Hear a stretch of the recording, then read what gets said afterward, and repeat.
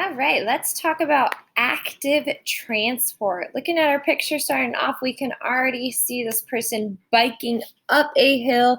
We can see they're working hard. It's requiring a lot of energy. So I want us thinking of active transport needing energy to move from an area of low concentration to high concentration. So our definition of active transport occurs when cells move materials from one side of the membrane to another going against the concentration gradient. So ways to think of going against the concentration gradient, you could say it's like a fish trying to swim upstream, the woman trying to bike up a mountain. If you are trying to go up the stairs when everyone is going down the stairs, it's going the opposite way of what is natural. So active transport always requires energy. Think if you're being active, you're running, you're moving around. So active transport always requires energy.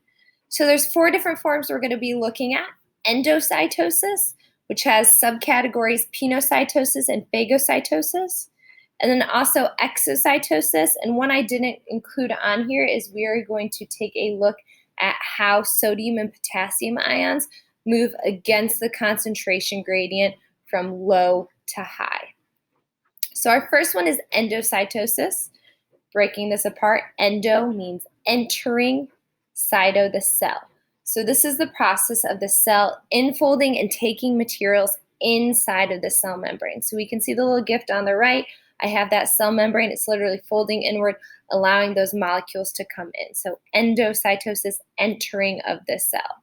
So you have 2 different types of endocytosis. The first one is pinocytosis. Pino means to drink. So this is usually for unicellular organisms. You could think of the kingdom Protista. So when they need liquid, they are going to fold in that cell membrane and take in those liquid molecules. So pinocytosis, it's a form of endocytosis of molecules entering the cell in order to give that unicellular organism water or any liquid.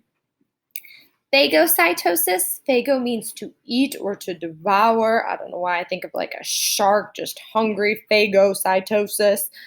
So this is kind of the same thing, a unicellular organism that's going to extend its cytoplasm to surround a particle and then take it in. So you can actually see this.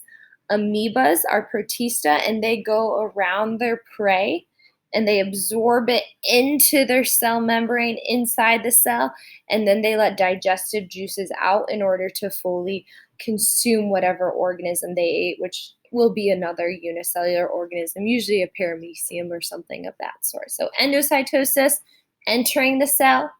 Phago, we're focusing on the cell eating, the cell getting the nutrients it needs. Exocytosis would be the opposite of that. Exo, exiting. Cyto, the cell. So this is the process of items exiting the cell. You could also think of this as excretion. The cell is getting rid of things it no longer needs. So we can compare the two. I see endocytosis here, molecules coming in. Here I have exocytosis, molecules going out. So it looks pretty much the exact same. The only difference is endo, items coming in. Exo, we're pushing things out of the cell that are no longer needed or wanted. And then the last one I was talking about, that sodium-potassium pump. So this is a form of active transport used to push molecules against the concentration gradient. So the sodium-potassium pump is actually used in your neurons to send and transmit electric signals. So here I can see I have 3 sodium ions and this molecule, the ATP. Remember, ATP is a nucleotide. It's used for energy. In order to use the energy, we break off that last phosphate because energy is stored in bonds. So my 3 sodium ions go into this transport protein. The ATP attaches and breaks off. So I've used that energy. I've broken that last phosphate group off. And the sodium pushes outside of the cell.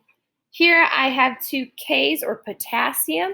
The potassium comes in also against the concentration gradient, so it's moving from a low concentration outside the cell to where there's a high concentration inside the cell.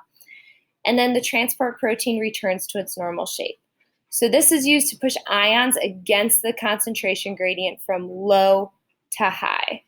So here's the long and short of it. If you want to pause it quick, if you are a person who needs to read and to be able to see it, but the long and short, 3 sodium ions bond with protein pump inside the cell. Carrier protein gets energy from the ATP and changes shape, then pumps those 3 sodium ions out of the cell. Remember, ion, just a molecule with a charge. At that point, 2 potassium ions from outside the cell bind to the protein pump. The potassium ions are transported into the cell, and the process repeats.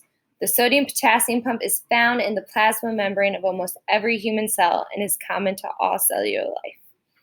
So, if we'd like to see Drake doing his dance, here we can see our sodium going to one side and potassium going to the other, and energy being used. Here's another, just a visual I saw. So I can see my sodium ions going in against the concentration gradient. The energy is attached, ATP. It allows the sodium ions to go through. The potassium comes back. Both of these going against the concentration gradient. They need energy to move those proteins from one side to the other, or opening that protein from one side to the other. So that's our active transport.